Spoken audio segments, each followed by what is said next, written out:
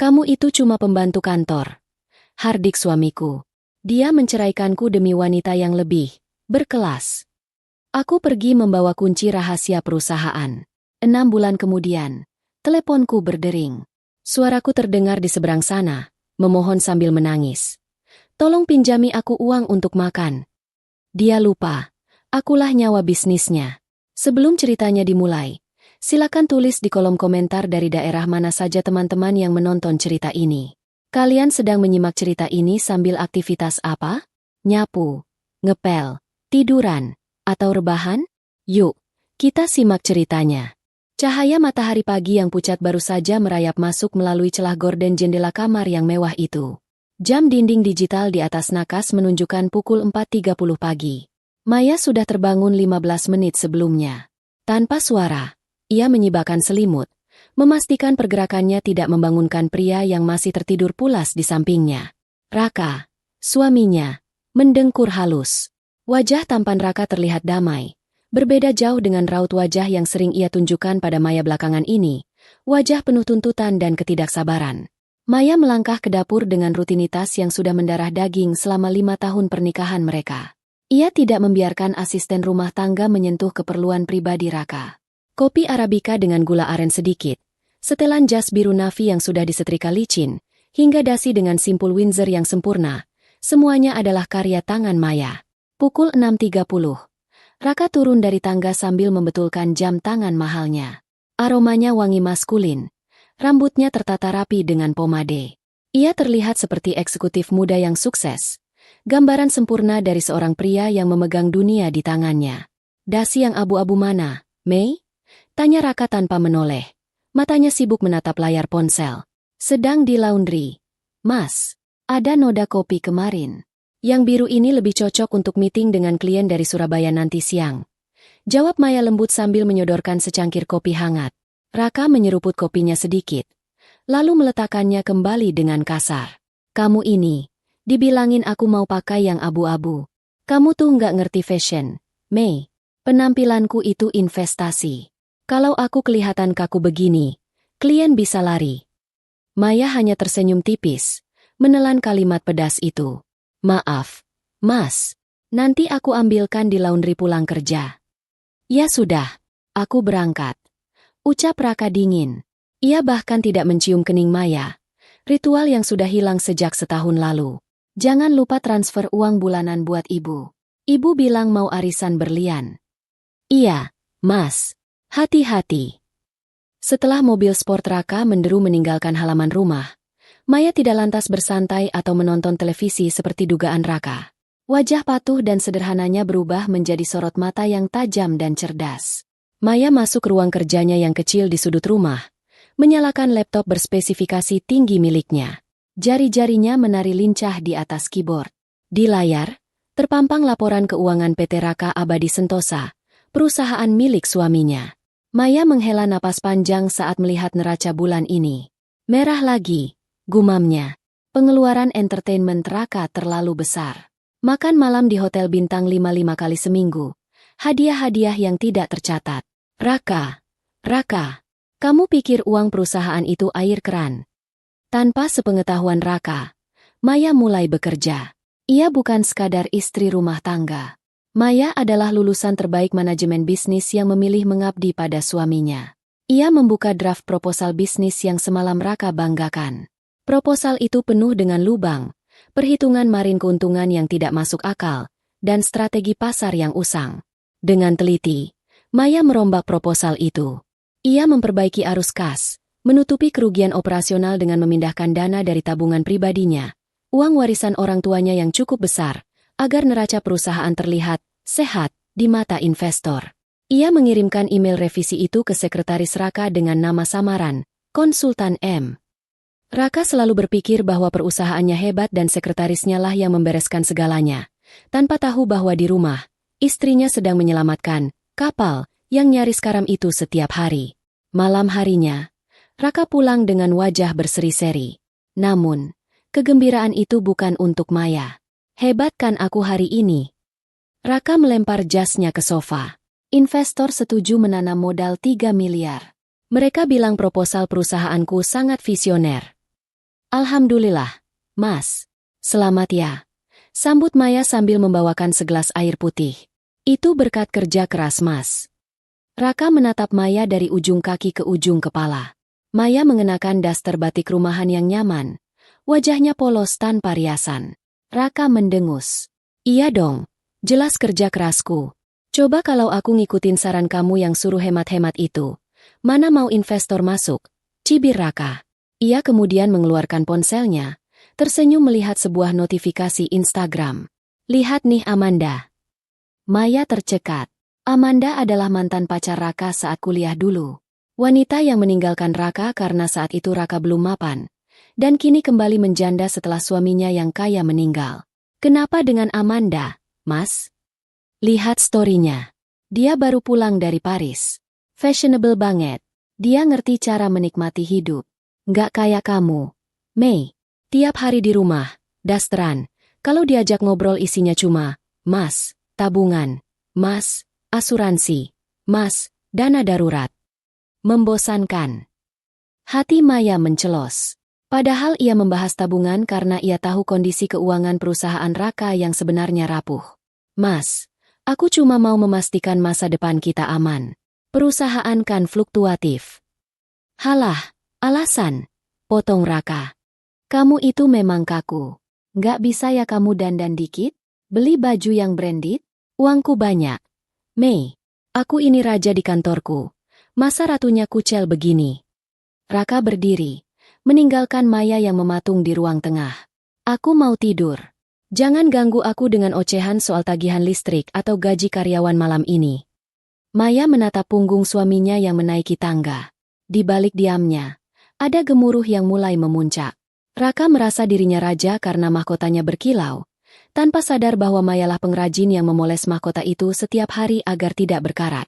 Dan malam itu, Maya mulai bertanya-tanya, sampai kapan ia harus memoles benda yang tak lagi menghargainya?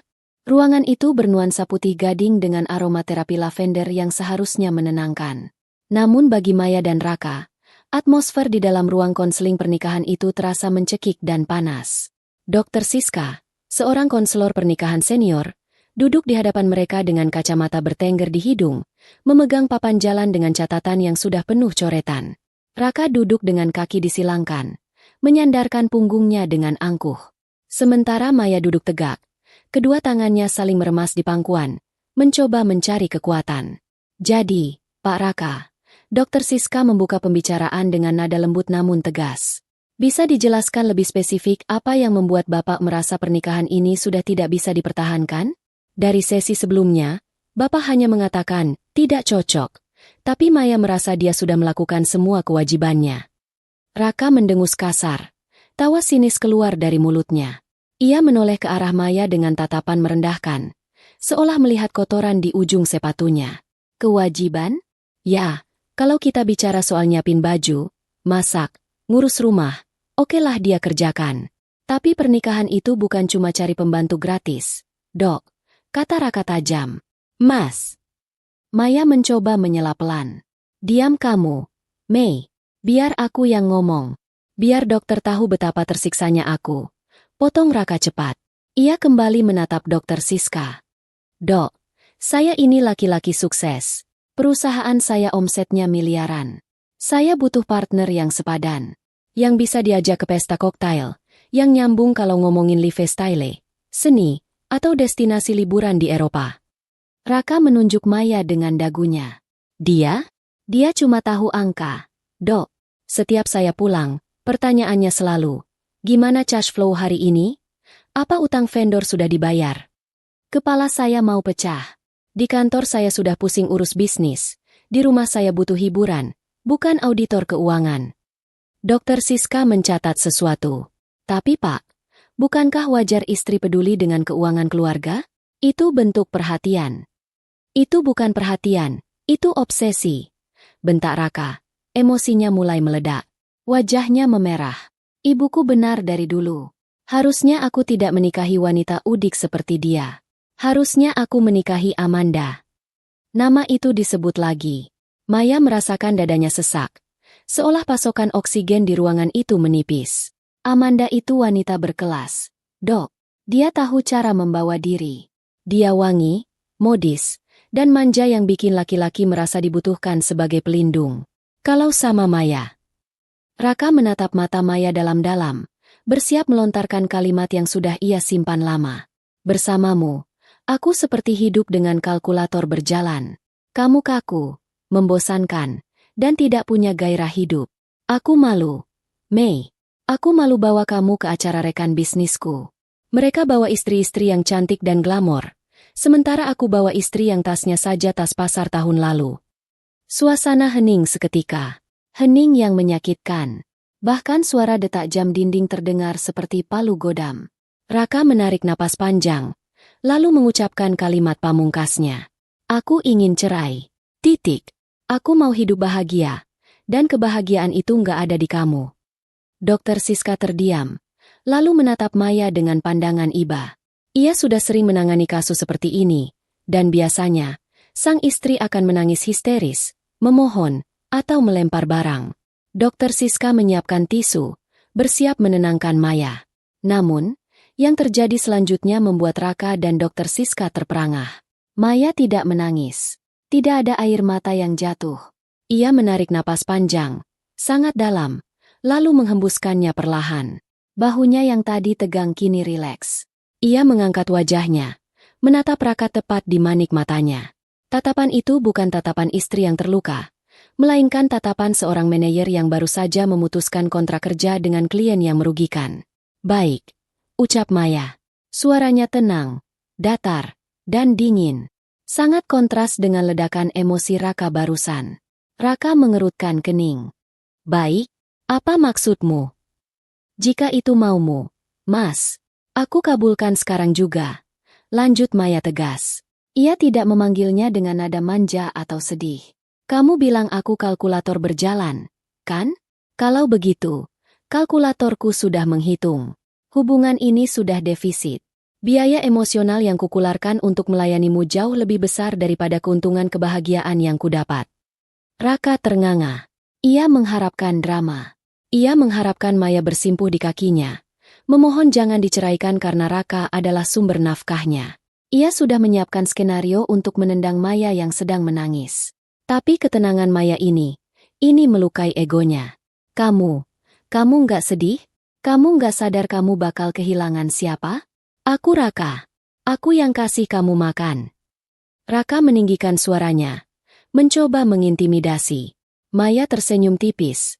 Senyuman yang sulit diartikan. Simpan sombongmu itu untuk sidang perceraian nanti.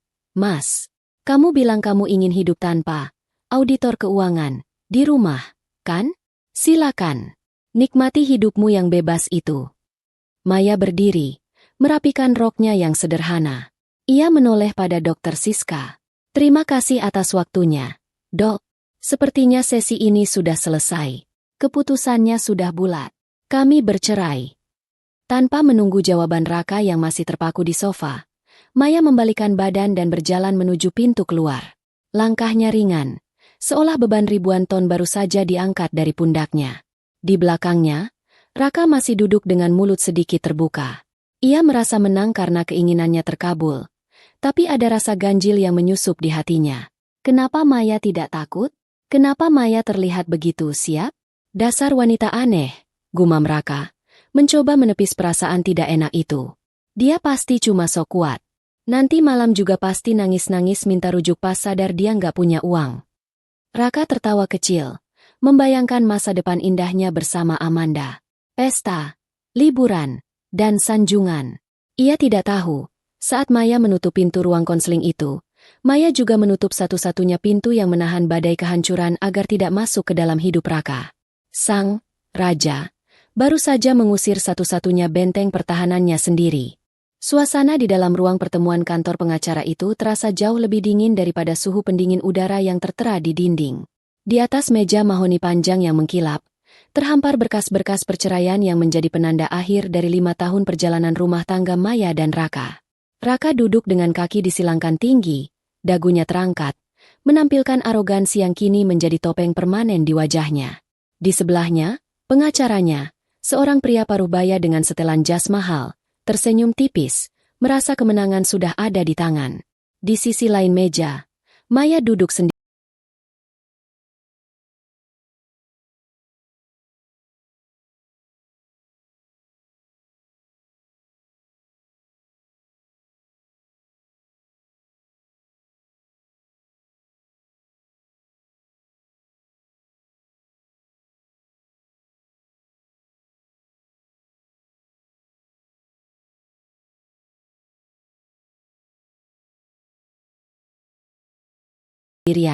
Ia tidak menyewa pengacara mahal. Ia datang dengan pakaian sederhana, kemeja putih polos dan celana bahan hitam, pakaian yang sama yang ia kenakan saat pertama kali menemani Raka mendaftarkan izin usaha PT Raka Abadi Sentosa 5 tahun lalu. Raka tampaknya lupa pada detail itu. Atau mungkin memang tidak pernah peduli. Jadi, Bu Maya, pengacara Raka membuka suara sambil membetulkan letak kacamatanya. Sesuai permintaan klien saya, Pak Raka, pembagian harta Gonogini sudah dirinci di sini. Rumah di kawasan elit Pondok Indah akan tetap menjadi milik Pak Raka sepenuhnya. Perusahaan, beserta seluruh aset dan sahamnya, 100% milik Pak Raka. Kendaraan mewah, termasuk Alphard dan BMW seri terbaru, juga milik Pak Raka. Pengacara itu berhenti sejenak, melirik Maya dengan tatapan meremehkan, menunggu protes atau tangisan.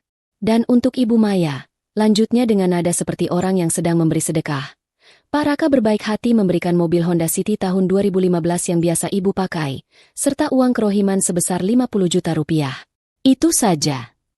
Raka menatap Maya. Senyum sinis tersungging di bibirnya. Itu sudah lebih dari cukup buat kamu. Mei, mobil tua itu kan memang level kamu. Lagi pula, selama ini kamu cuma di rumah, makan dan tidur dari uangku. Jadi jangan berharap kamu bisa dapat bagian dari perusahaan yang aku bangun dengan keringatku sendiri. Hening. Suara kertas di balik terdengar sangat nyaring. Maya menatap berkas di hadapannya. Matanya menelusuri poin demi poin. Bagi orang awam, atau bagi istri yang emosional, tawaran ini adalah penghinaan besar. Seorang istri yang menemani dari nol, dibuang begitu saja tanpa aset berharga. Namun, Maya bukan wanita biasa. Di balik tatapan matanya yang tenang, otak bisnisnya berputar cepat, melakukan kalkulasi yang tidak dipahami oleh Raka maupun pengacaranya. Maya tahu sesuatu yang Raka tidak tahu. Rumah mewah di Pondok Indah itu, statusnya masih kredit kepemilikan rumah, KPR, dengan cicilan super besar, sekitar 45 juta per bulan. Selama ini, Raka tidak pernah tahu detail pembayarannya karena Maya yang mengatur auto debit dari rekening operasional yang seringkali Maya tambal menggunakan uang warisan orang tuanya saat kas perusahaan sedang kosong. Tanpa suntikan dana dari Maya, rekening Raka sebenarnya tidak akan cukup untuk menutup cicilan bulan depan. Lalu perusahaan? PT Raka Abadi Sentosa terlihat mentereng dari luar. Kantor di gedung bertingkat, karyawan banyak, proyek berjalan. Tapi Raka lupa, atau terlalu bodoh untuk menyadari, bahwa cash flow perusahaan itu berdarah-darah atau bleeding sejak 6 bulan terakhir akibat gaya hidup Raka yang boros menjamu klien di klub malam. Mayalah yang selama ini melakukan rekayasa legal dengan menyuntikkan dana pribadi sebagai pinjaman pemegang saham tanpa bunga agar gaji karyawan tetap terbayar dan operasional tetap jalan. Di dalam berkas cerai itu, tertulis bahwa Raka mengambil alih seluruh aset dan kewajiban perusahaan. Kata kuncinya adalah kewajiban. Itu artinya, Raka secara hukum mengambil alih semua utang perusahaan, termasuk utang terselubung perusahaan kepada Maya yang tercatat rapi di pembukuan internal, buku yang tidak pernah Raka buka. Maya tersenyum tipis. Sangat tipis. Bagaimana, Bu Maya? Apakah Anda keberatan? Jika Anda ingin menuntut lebih, proses ini akan memakan waktu lama di pengadilan, ancam pengacara Raka. Maya mengambil pulpen yang tergeletak di meja. Tidak perlu pengadilan. Saya setuju. Raka terlonjak kaget. Matanya membelalak. Hah? Kamu serius? Kamu nggak minta rumah? Nggak minta saham? Tidak, Mas. Jawab Maya tenang. Suaranya jernih, tanpa getar kesedihan. Ambillah semuanya. Rumah itu, perusahaan itu, semua kemewahan yang kamu banggakan. Ambillah. Aku ikhlas. Raka tertawa keras. Tawa yang menggema di ruangan itu. Ia menepuk bahu pengacaranya. Lihat kan? Dia memang wanita bodoh. Dia nggak tahu nilai asetku. Baguslah. Mei, ternyata kamu sadar diri kalau kamu nggak pantas mendapatkan kekayaanku. Tanpa banyak bicara lagi, Maya membubuhkan tanda tangannya di atas materai. Goresan tintanya tegas. Detik itu juga, ia melepaskan statusnya sebagai istri Raka, sekaligus melepaskan dirinya dari beban finansial raksasa yang selama ini ia pikul sendirian demi menjaga gengsi suaminya. Sudah selesai, kata Maya sambil menutup map tersebut. Ia berdiri, mengambil tas tangannya yang sederhana. Kunci rumah dan kunci mobil mewah lainnya sudah aku letakkan di meja rias kamar, ujar Maya. Aku akan pergi dari rumah hari ini juga, hanya membawa baju-baju pribadiku dan mobil City itu, sesuai kesepakatan. Raka menyandar puas. Bagus. Jangan bawa barang-barang yang kubeli. Ya, perhiasan yang kuberikan saat ulang tahunmu. Tinggalin. Tenang saja. Semuanya sudah kutinggalkan. Aku tidak butuh barang yang dibeli dari uang yang meragukan, sindir Maya halus. Namun Raka terlalu tuli oleh kesombongan untuk menangkap maknanya. Maya berjalan menuju pintu. Saat tangannya menyentuh gagang pintu, ia berhenti sejenak dan menoleh ke arah Raka. Mas, panggil Maya pelan. Apa lagi? Mau minta uang tambahan? Nggak ada, sahut Raka ketus. Bukan, aku cuma mau bilang selamat menikmati Kerajaan MU. Semoga mahkotamu tidak terlalu berat. Setelah Maya keluar dan pintu tertutup, Raka tertawa lagi. Mahkota berat? Omong kosong orang kalah. Aku menang, Pak Pengacara. Aku menang mutlak. Rumah, perusahaan, semua milikku tanpa harus bagi dua. Raka tidak tahu, di balik pintu itu, Maya melangkah dengan perasaan seringan kapas. Ia berjalan menuju parkiran, masuk ke dalam mobil tua miliknya. Saat mesin mobil menyala, Maya menatap gedung tinggi itu dari kaca spion. Silakan ambil kapal besarnya, Raka. Gumam Maya pada bayangan dirinya di spion. Tapi kamu lupa, akulah yang selama ini menjadi mesin dan bahan bakarnya. Sekarang, silakan berlayar dengan kapal mewah yang tangkinya kosong dan lambungnya bocor. Sore harinya, Maya tiba di rumah kontrakan kecil yang sudah ia sewa seminggu sebelumnya. Jauh dari kemewahan Pondok Indah, tapi tempat itu terasa hangat dan damai. Ia mulai menyusun baju-bajunya di lemari plastik. Tidak ada lagi setrikaan jas mahal, tidak ada lagi bangun subuh untuk menyiapkan sarapan orang yang tidak menghargainya. Tidak ada lagi pusing memikirkan bagaimana menutup defisit perusahaan Raka. Ponsel Maya bergetar. Notifikasi dari aplikasi perbankan masuk. Itu adalah transfer sisa saldo pribadinya yang ia tarik dari rekening bersama sebelum dibekukan. Jumlahnya cukup besar. Hasil investasi cerdas Maya selama bertahun-tahun yang ia sisihkan dari uang belanja dan warisan orang tuanya. Raka tidak pernah tahu Maya punya tabungan ini karena Raka selalu menganggap Maya hanya ibu rumah tangga yang gagap teknologi. Bismillah, ucap Maya lirih. Hidup yang sebenarnya baru dimulai. Sementara itu, di rumah mewah Pondok Indah, Raka sedang merayakan kemenangannya sendirian. Ia membuka botol wine mahal, menuangkannya ke gelas kristal. Ia berjalan mengelilingi rumah besar itu, meraba sofa kulit impor, menatap lampu gantung kristal. Semua ini milikku, bisiknya bangga, tanpa gangguan si Maya yang bawel. Tiba-tiba ponselnya berbunyi. Pesan dari Amanda. Sayang, kamu sudah resmi cerai kan? Aku lihat postingan ibumu. Kapan aku bisa pindah ke istana kita? Aku sudah nggak sabar mau renovasi dapur kumuh bekas mantan istrimu itu. Raka tersenyum lebar. Jari jemarinya mengetik balasan dengan cepat. Datanglah besok, ratuku. Rumah ini sekarang milik kita berdua. Buatlah sesuka hatimu. Uangku tak berseri. Raka meneguk wine-nya sampai habis. Ia merasa di puncak dunia. Ia tidak menyadari bahwa di meja kerjanya yang berantakan, ada surat tagihan jatuh tempo dari bank yang terselip di bawah tumpukan majalah otomotif. Surat peringatan pertama tentang keterlambatan pembayaran cicilan rumah yang selama ini selalu dibereskan Maya tepat waktu. Bom waktu itu sudah mulai berdetik, dan Raka justru sedang sibuk mengundang api untuk mendekat. 3 minggu setelah palu perceraian diketuk, sebuah pesta pernikahan digelar dengan kemewahan yang membuat mata siapapun terbelalak. Raka tidak main-main. Ia ingin membuktikan kepada dunia, dan mungkin secara tidak sadar kepada Maya, bahwa hidupnya jauh lebih bahagia dan sukses setelah berpisah. Ballroom Hotel Bintang 5 di Jakarta Pusat disulap menjadi taman bunga bak negeri dongeng. Ribuan mawar impor didatangkan langsung dari Belanda. Lampu-lampu kristal menggantung megah, memantulkan cahaya ke gaun pengantin Amanda yang bertabur kristal Swarovski. Gaun itu saja harganya setara dengan harga mobil yang dibawa Maya. Amanda berdiri di pelaminan dengan senyum kemenangan yang tak lepas dari wajahnya. Ia tampak cantik, glamor, dan mahal, persis seperti trofi yang diidamkan Raka. Di sebelahnya, Raka berdiri gagah dengan tuxedo rancangan desainer ternama, menyalami tamu-tamu VIP, rekan bisnis, dan sosialita ibu kota. Selamat ya, bro. Gila, pestanya mewah banget. Puji seorang rekan bisnis Raka sambil menepuk bahunya. Istri baru lo cantik banget.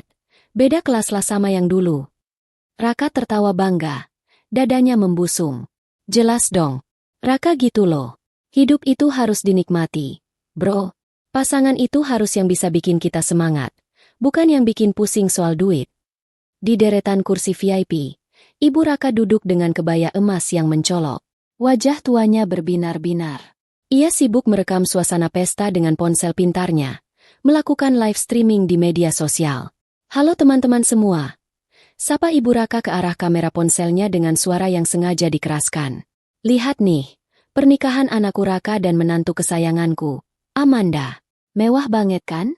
Duh, ibu bahagia banget akhirnya Raka dapat istri yang sepadan, yang cantik, yang pinter gaul. Nggak kayak yang dulu tuh, si Maya, yang cuma bisa bikin malu kalau diajak kondangan karena dandanannya kayak pembantu. Alhamdulillah, buang sial.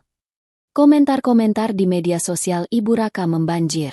Ada yang memuji, tapi tak sedikit juga tetangga lama yang tahu kebaikan Maya hanya dia menyimak, merasa miris dengan kesombongan keluarga itu. Pesta itu menelan biaya hampir 1 miliar rupiah. Raka membayar semuanya dengan gesekan kartu kredit dan cek perusahaan.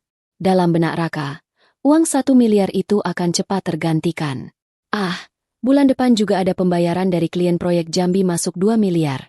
Pikirnya enteng. Ia tidak tahu bahwa proyek Jambi itu sebenarnya sedang sengketa dan pembayarannya macet. Sebuah fakta yang dulu selalu Maya pantau dan antisipasi, tapi kini terlewat karena tidak ada lagi yang mengurus detail administrasi. Setelah pesta usai, dimulailah kehidupan, surga, yang diimpikan Raka. Amanda resmi pindah ke rumah Pondok Indah. Hal pertama yang dilakukan Amanda bukanlah melayani Raka, melainkan memanggil kontraktor interior. Sayang, aku nggak betah di dapur ini. Rengek Amanda sambil menunjuk dapur bersih yang dulu didesain Maya dengan sangat fungsional dan rapi. Warnanya terlalu gloomy. Aku mau ini dibongkar semua. Ganti marmer Italia warna putih. Terus aku mau ada minibar lengkap dengan wine cellar. Terus sofa di ruang tengah itu ganti kulit asli ya. Yang lama baunya apek. Raka, yang masih dimabuk cinta dan gengsi, mengangguk setuju. Apapun buat kamu. Sayang, atur saja. Nanti tagihannya kirim ke kantor. Renovasi besar-besaran dimulai. Rumah yang tadinya tenang kini penuh debu dan suara bor. Barang-barang lama, termasuk perabot yang masih sangat bagus, dijual murah atau dibuang begitu saja oleh Amanda. Tak hanya rumah, gaya hidup Amanda pun menguras kantong dengan kecepatan cahaya. Setiap pagi, paket-paket belanjaan online datang menumpuk di teras. Tas branded, sepatu hak tinggi, kosmetik impor. Amanda juga sering mengajak Raka makan siang di restoran fine dining yang sekali makan bisa menghabiskan jutaan rupiah, hanya demi konten media sosial. Lihat tuh, Mas, kata Amanda suatu malam sambil menunjukkan layar ponselnya. Si Bella baru pulang liburan dari Swiss. Kita kapan? Masa pengusaha sesukses kamu honeymoon-nya cuma ke Bali? Ke Eropa dong, Mas. Sekalian aku mau belanja baju musim dingin.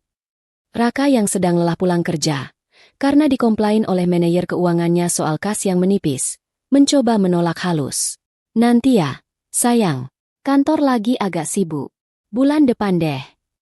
Amanda langsung cemberut, melepaskan pelukan Raka. Kamu kok gitu? Katanya uang kamu nggak berseri? Katanya aku ratu. Kok minta liburan aja susah? Apa jangan-jangan kamu pelit kayak mantan istrimu itu? Mendengar dirinya disamakan dengan Maya, ego Raka tersentil. Ia paling anti dianggap tidak mampu. Oke, kita ke Eropa minggu depan. Pesan tiket business class sekarang. Jangan ngambek lagi dong. Bujuk Raka panik. Amanda langsung bersorak girang, memeluk Raka erat. Makasih, Suamiku sayang, kamu emang yang terbaik. Raka tersenyum, tapi di dalam hatinya ada denyut kecemasan yang mulai terasa. Malam itu, saat Amanda sudah tertidur lelap setelah sibuk memilih outfit liburan, Raka diam-diam membuka aplikasi mobile bankingnya di kamar mandi. Matanya terbelalak melihat saldo rekening pribadinya. Angkanya merosot drastis. Pengeluaran bulan ini saja sudah tembus ratusan juta untuk pesta, renovasi, dan belanja Amanda. Kok cepat banget habisnya? Gumam Raka bingung. Biasanya perasaan uangnya ada terus. Ia mencoba mengingat-ingat. Dulu, setiap kali ia cek saldo, angkanya selalu stabil. Ia tidak sadar bahwa dulu, Mayalah yang mengatur keran pengeluaran. Maya yang membatasi belanja yang tidak perlu. Maya yang mencari vendor termurah untuk keperluan rumah. Dan Maya yang selalu memastikan ada dana cadangan. Kini, keran itu terbuka lebar tanpa ada yang menutup. Sementara air di tangkinya tidak bertambah. Ah, tenang Raka, tenang. Hiburnya pada diri sendiri. Besok di kantor aku tinggal tarik dana dari pos operasional. Perusahaan kan masih jalan. Klien masih banyak. Keesokan harinya di kantor, Raka memanggil manajer keuangannya yang baru, seorang pria muda yang ia rekrut karena penampilannya necis, menggantikan sistem kontrol ketat yang dulu dipegang Maya. Siapkan dana 500 juta. Saya mau pakai untuk keperluan entertain klien di luar negeri. Perintah Raka berbohong. Ia butuh uang itu untuk liburan ke Eropa bersama Amanda. Manajer itu tampak ragu. Maaf, Pak Raka, tapi kas kita sedang tipis. Pembayaran dari 2 klien besar bulan ini belum masuk. Kalau Bapak ambil 500 juta, kita mungkin akan kesulitan bayar gaji karyawan akhir bulan nanti. Raka menggebrak meja. Kamu ini ngajarin saya? Saya pemilik perusahaan ini. Uang itu uang saya. Klien pasti bayar kok. Cuma telat dikit. Sudah, cairkan saja. Urusan gaji nanti saya yang pikirkan. Baik, Pak. Jawab manajer itu ketakutan. Raka tersenyum puas setelah dana itu masuk ke rekening pribadinya. Ia merasa masalah sudah selesai. Ia kembali ke ilusi indahnya, menjadi raja yang bisa melakukan apa saja. Ia tidak sadar bahwa ia baru saja mencabut paku terakhir yang menopang struktur perusahaannya. Dengan mengambil dana operasional untuk hura-hura, Raka telah memicu efek domino. Gaji karyawan yang akan tertunda, motivasi kerja yang akan turun, dan kualitas layanan kepada klien yang akan hancur. Sementara itu, di rumah, Amanda sedang asyik menelepon teman-temannya. Iya dong, Jeng. Kita mau ke Paris minggu depan. Duh, enak banget jadi istri Raka. Apa aja diturutin. Gak kayak mantannya yang bego itu. Punya suami kaya kok nggak dinikmatin.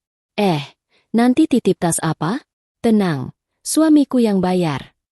Di sudut lain kota, Maya sedang duduk di lantai kontrakannya, dikelilingi buku-buku dan laptop. Ia tidak sedang meratapi nasib. Ia sedang menyusun rencana bisnis baru.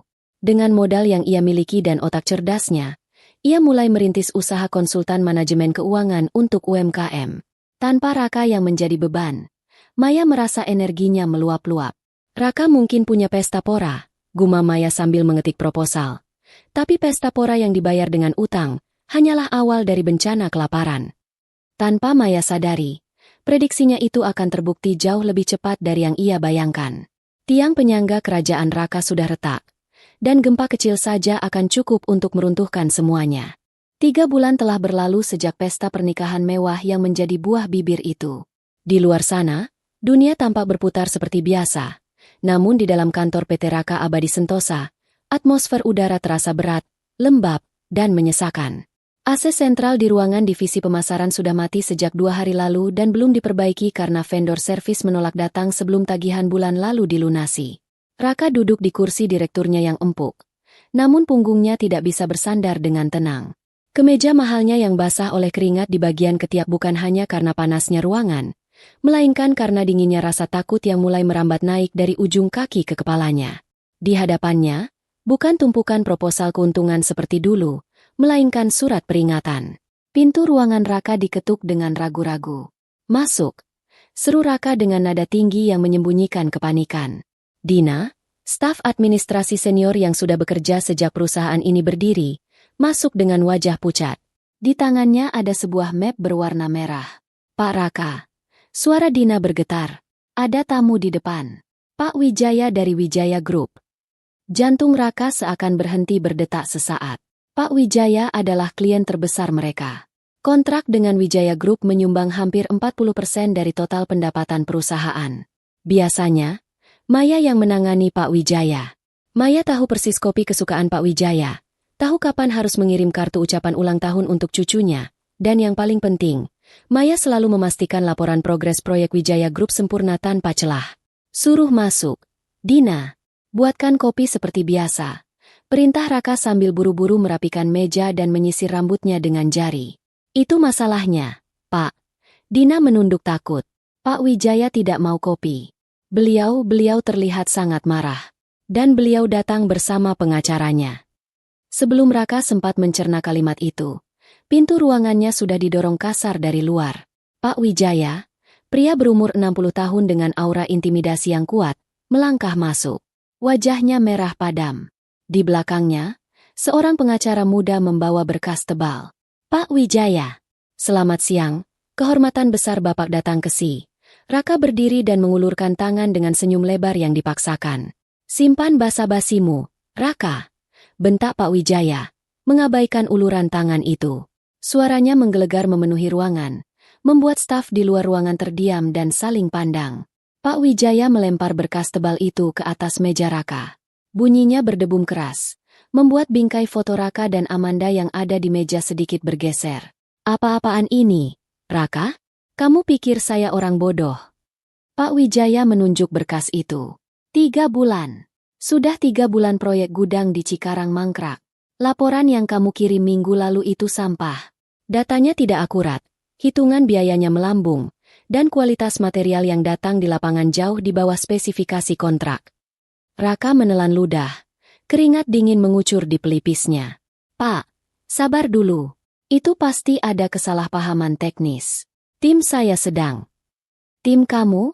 Potong Pak Wijaya dengan tawa sinis. Dulu, waktu istrimu, Bu Maya, yang pegang kendali, saya tidak pernah pusing sedikit pun. Bu Maya selalu kirim laporan rinci tiap Jumat sore. Jika ada masalah di lapangan, dia sudah punya 3 solusi sebelum lapor ke saya.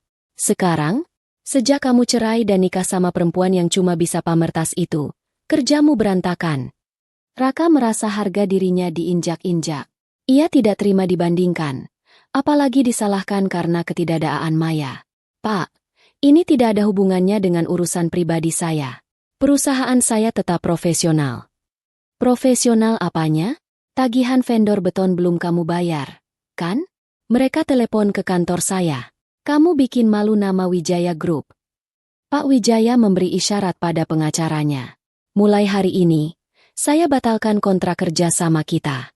Saya tarik semua sisa pembayaran, dan tim hukum saya akan menuntut ganti rugi atas keterlambatan proyek, ucap Pak Wijaya dingin. Tunggu, Pak, Bapak nggak bisa begitu. Ada penalti pembatalan sepihak. Raka panik, membayangkan arus kasnya yang akan langsung kering kerontang tanpa dana dari Pak Wijaya. Baca kontraknya baik-baik. Raka, Pasal 12 ayat 3. Klien berhak memutus kontrak sepihak jika penyedia jasa gagal memenuhi standar kualitas selama 2 bulan berturut-turut. Itu pasal yang dulu dibuat oleh Bu Maya sendiri untuk menjamin mutu. Ironis, kan? Senjata makan tuan. Pak Wijaya membalikan badan dan berjalan keluar tanpa menoleh lagi. Saya kecewa berat sama kamu, Raka. Ternyata selama ini yang punya otak di perusahaan ini bukan kamu, tapi istrimu yang kamu buang itu. Raka terduduk lemas di kursinya. Ruangan itu terasa berputar. Kehilangan Wijaya Group bukan sekadar kehilangan satu klien. Itu adalah awal dari kiamat kecil. Kabar pembatalan kontrak dari grup besar akan menyebar cepat di kalangan pebisnis. Reputasinya hancur. Sore harinya, Raka pulang ke rumah dengan kepala yang berdenyut hebat. Ia berharap menemukan ketenangan di rumah, tempat ia bisa istirahat sejenak dari badai di kantor. Namun, harapan itu hancur begitu ia membuka pintu rumah megahnya. Ruang tengah berantakan. Kotak-kotak sepatu branded dan kantong belanjaan berserakan di lantai marmer yang baru dipasang. Amanda sedang duduk di sofa, berbicara keras di telepon sambil memegang segelas jus jeruk. Iya, Jeng. Pokoknya besok kita arisan di restoran Jepang yang paling mahal itu ya. Tenang aja, Nanti aku yang traktir dessertnya. Amanda tertawa renyah. Melihat itu, emosi Raka yang sudah diubun-ubun langsung mendidih. Ia membanting pintu depan dengan keras, membuat Amanda terlonjak kaget dan menjatuhkan ponselnya. Mas Raka, kamu kenapa sih? Bikin kaget aja. HP-ku bisa rusak tahu. Amanda cemberut, memungut ponsel mahalnya. Raka berjalan mendekat. Matanya nyalang menatap tumpukan belanjaan itu. Kamu belanja lagi? Ya iyalah. Kan tadi aku suntuk di rumah sendirian. Kamu sibuk di kantor. Ya aku hibur diri dong. Jawab Amanda enteng. Kamu tahu nggak kondisi di kantor kayak apa? Hah? Raka membentak. Klien besar baru aja batalin kontrak. Kita rugi miliaran. Amanda. Miliaran. Amanda mengerutkan kening. Tampak tidak suka dengan nada bicara Raka. Ya terus kenapa marah sama aku? Itu kan urusan kamu. Kamu kan laki-laki. Kepala rumah tangga. Urusan cari duit ya urusan kamu. Jangan bawa stres kantor ke rumah dong. Raka memijat pelipisnya. Berusaha menahan diri agar tidak meledak lebih parah. Ia butuh bantuan. Ia butuh seseorang untuk membereskan kekacauan administrasi di kantor karena ia sudah tidak percaya pada stafnya. Dan ia tidak mampu membayar manajer profesional lagi. Manda. Suara Raka merendah. Memohon. Aku butuh bantuan kamu. Dina di kantor kewalahan. Administrasi berantakan. Tolong. Mulai besok kamu ke kantor ya. Bantu cek laporan keuangan. Bantu rapikan data vendor. Kayak yang dulu Maya lakuin. Mendengar nama Maya dan permintaan itu, mata Amanda melotot. Ia berdiri dari sofa, menatap Raka dengan tatapan tidak percaya. Apa? Kamu suruh aku kerja? Ngurusin kertas-kertas bau apek di kantor kamu? Amanda tertawa sinis, tawa yang menyayat hati Raka. Mas, sadar diri dong. Aku nikah sama kamu itu buat jadi ratu. Buat jadi nyonya Raka yang terhormat. Bukan buat jadi sekretaris atau babu kantor. Tapi ini darurat. Manda, perusahaan kita lagi goyang. Itu perusahaan kamu, bukan kita. Koreksi Amanda tajam. Dulu kamu janji bakal manjain aku. Kamu bilang istrimu yang dulu itu bodoh karena mau disuruh-suruh kerja kayak kuda. Sekarang kamu mau jadiin aku kuda pengganti? Big no. Tanganku ini baru manicure 5 juta rupiah. Mas, nggak sudi aku pegang tinta printer. Kamu istriku. Manda, istri itu harusnya bantu suami saat susah. Istri itu perhiasan. Mas, kalau kamu nggak sanggup ngerawat perhiasan, jangan beli berlian, beli aja batu kali. Teriak Amanda, lalu menyambar tasnya dan berlari naik ke lantai atas, membanting pintu kamar. Raka berdiri mematung di tengah ruang tamu yang mewah namun terasa kosong itu. Kata-kata Amanda barusan menghantamnya lebih keras daripada bentakan Pak Wijaya. Bayangan masa lalu tiba-tiba muncul di benaknya. Ia teringat malam-malam panjang di awal merintis usaha. Maya duduk di lantai, dikelilingi faktur-faktur. Matanya lelah tapi tetap tersenyum. Mas istirahat aja.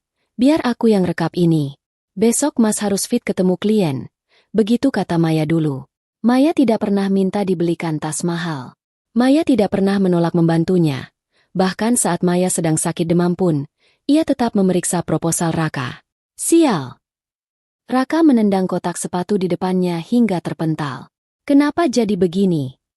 Keesokan harinya, kekacauan makin menjadi. Kabar Pak Wijaya memutus kontrak membuat vendor-vendor lain panik. Telepon kantor berdering tanpa henti. Pak Raka, vendor kayu abadi menolak kirim barang kalau utang 3 bulan lalu belum lunas hari ini. Lapor manajer keuangan barunya dengan wajah ketakutan. Pak, listrik gudang baru saja diputus PLN. Anak-anak gudang gak bisa kerja. Lapor staf operasional 5 menit kemudian. Pak, karyawan divisi desain mogok kerja. Mereka bilang gaji bulan ini telat 2 minggu, dan mereka dengar rumor perusahaan mau bangkrut. Raka duduk di kursinya, merasa seperti nahkoda kapal yang sedang tenggelam, sementara air masuk dari segala penjuru. Ia mencoba menelepon teman-teman pengusahanya untuk meminjam modal, tapi begitu mendengar suara Raka, mereka mendadak sibuk atau beralasan sedang di luar kota. Teman-teman pesta yang dulu memuji-mujinya saat ia traktir wine, kini menghilang seperti asap. Di tengah kepanikan itu, Raka membuka laci mejanya, mencari obat sakit kepala. Tangannya menyentuh sebuah buku agenda tua bersampul kulit hitam. Itu buku catatan Maya yang tertinggal.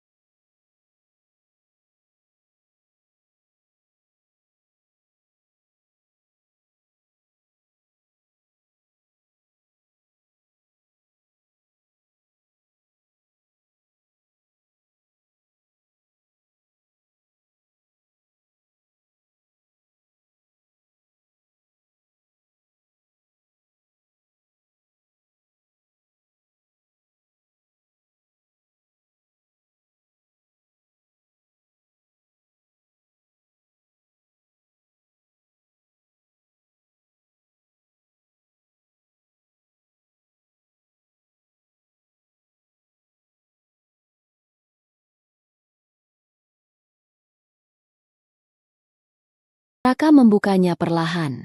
Isinya bukan catatan belanja atau gosip. Isinya adalah strategi. Halaman 15. Rencana cadangan dana darurat. Jangan disentuh kecuali krisis. Halaman 20. Daftar kontak personal asisten Pak Wijaya.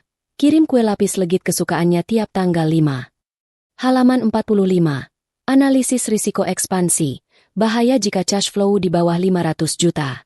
Raka membaca tulisan tangan Maya yang rapi itu dengan dada sesak. Ternyata selama ini, perusahaan ini berdiri tegak bukan karena kehebatan Raka bernegosiasi, melainkan karena pondasi beton yang dibangun Maya dalam diam. Dan sekarang, pondasi itu sudah pergi. Raka hanya tinggal menunggu atapnya runtuh menimpa kepalanya. Namun, gengsi Raka masih terlalu tinggi untuk mengakui kekalahan. Ia menutup buku itu kasar. Aku nggak butuh Maya. Aku bisa selesaikan ini sendiri. Gumamnya pada kesunyian ruangan. Aku cuma butuh uang tunai. Ya, uang tunai cepat untuk tutup mulut vendor dan gaji karyawan. Setelah itu, proyek lain pasti masuk. Raka mengambil ponselnya, menatap daftar kontak. Pikirannya buntu. Logika sehatnya mulai tertutup kabut kepanikan. Ia harus mempertahankan gaya hidupnya. Ia tidak bisa membiarkan Amanda tahu bahwa ia bangkrut. Atau wanita itu akan semakin meradang. Ia juga tidak sanggup mendengar ocehan ibunya jika uang bulanan terhenti. Raka memutuskan untuk melakukan langkah yang akan menjerumuskannya ke dalam jurang yang jauh lebih dalam. Matahari Jakarta terasa menyengat siang itu, seolah ingin membakar habis sisa-sisa harapan Raka. Di dalam mobil mewahnya yang kini mulai jarang dicuci karena sopir pribadinya sudah berhenti, gajinya tak terbayar. Raka menatap gedung bank swasta di depannya dengan tatapan nanar.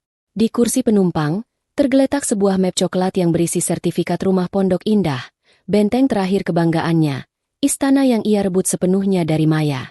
Raka baru saja keluar dari ruangan manajer kredit bank tersebut. Penolakan itu masih terngiang jelas, menyakitkan seperti tamparan fisik. Maaf, Pak Raka, ucap bankir itu tadi dengan wajah datar. Kami sudah menganalisis laporan keuangan perusahaan Bapak 3 bulan terakhir. Rasio utang Bapak terlalu tinggi, dan arus kas bleeding parah. Meskipun Bapak menjaminkan sertifikat rumah ini, risikonya terlalu besar bagi kami. Apalagi rumah ini statusnya ternyata pernah menunggak cicilan bulan lalu. Raka memukul setir mobilnya dengan frustrasi. Sialan, ban brengsek. Giliran uangku banyak, mereka menawari prioritas. Giliran aku butuh, mereka tutup pintu. Ia butuh uang 200 juta rupiah hari ini juga. Karyawan sudah mengancam akan mendemo rumahnya jika gaji tidak turun sore ini. Belum lagi tagihan kartu kredit Amanda yang sudah jatuh tempo, dan ancaman dari vendor material yang akan menyita aset kantor. Ponselnya berdering. Nama, Ibu, muncul di layar. Raka menghela napas panjang, mencoba menormalkan suaranya sebelum mengangkat. Halo, Bu, apa kabar? Raka. Kamu gimana sih? Suara ibunya melengking dari seberang. Ibu kan sudah bilang, hari ini ibu mau pergi ke acara syukuran rumah Tante Sari. Ibu butuh uang buat beli kado sama buat pegangan. Kok belum ditransfer? Teman-teman ibu pada pakai baju baru. Masa ibu pakai kebaya lama? Malu dong sama status kamu yang pengusaha sukses. Raka memejamkan mata. Kepalanya pening. Bu, kan minggu lalu Raka sudah kasih 10 juta. Ya ampun, 10 juta zaman sekarang dapat apa, Raka? Itu sudah habis buat bayar arisan sama perawatan wajah ibu. Kamu ini kok jadi pelit kayak mantan istrimu itu sih? Ingat ya, rezeki anak itu tergantung doa ibu. Kalau kamu pelit sama ibu, nanti rezekimu seret. Ancaman, durhaka, dan rezeki seret selalu menjadi senjata ampuh ibunya. Raka, yang egonya dibangun di atas validasi orang lain, tidak berani membantah. Iya, Bu. Iya. Nanti sore Raka transfer 5 juta lagi. Tapi ibu hemat-hemat dulu ya. Bisnis lagi ada perputaran modal. Nah, gitu dong. Itu baru anak ibu yang paling ganteng dan sukses. Jangan bikin malu ibu di depan keluarga besar ya. Ya sudah, transfer sekarang ya. Sambungan telepon terputus. Raka menatap layar ponselnya dengan tatapan kosong. 5 juta lagi. Dari mana ia dapat uang itu? Saldo di ATM-nya tinggal 2 juta perak. Cukup untuk makan seminggu. Tapi tidak cukup untuk memuaskan nafsu belanja ibu dan istrinya. Apalagi membayar gaji karyawan. Raka menjalankan mobilnya tanpa tujuan. Berputar-putar di jalanan kota yang macet. Ia tidak bisa pulang dan bilang pada Amanda bahwa mereka bangkrut. Amanda pasti akan minta cerai detik itu juga. Dan ibunya pasti akan mengomelinya habis-habisan. Raka terlalu pengecut untuk menghadapi kenyataan. Ia memilih hidup dalam kebohongan yang mahal. Saat lampu merah, matanya menangkap sebuah iklan di baliho pinggir jalan, lalu beralih ke iklan yang muncul di ponselnya. Aplikasi pinjaman online, Pinjol. Cair cepat dalam 15 menit. Limit hingga 500 juta. Syarat mudah, KTP dan foto diri. Sebuah ide gila, ide yang gelap dan berbahaya, merasuki pikiran Raka. Ia tidak bisa menggunakan data pribadinya lagi. Namanya sudah masuk daftar hitam by checking karena kartu kredit macet dan penolakan bank tadi. Tapi dia punya istri, Amanda. Data Amanda masih bersih. Amanda tidak punya utang. Cuma sebentar, bisik Raka pada dirinya sendiri. Mencoba membenarkan niat jahatnya. Aku pinjam pakai nama Amanda. Nanti begitu proyek cair bulan depan, aku lunasi semuanya. Amanda nggak perlu tahu. Ini demi kebaikan bersama. Demi dia juga, biar dia tetap bisa belanja. Sore itu, Raka pulang ke rumah lebih awal. Amanda sedang tidur siang di kamar. Kelelahan setelah seharian menonton drama Korea.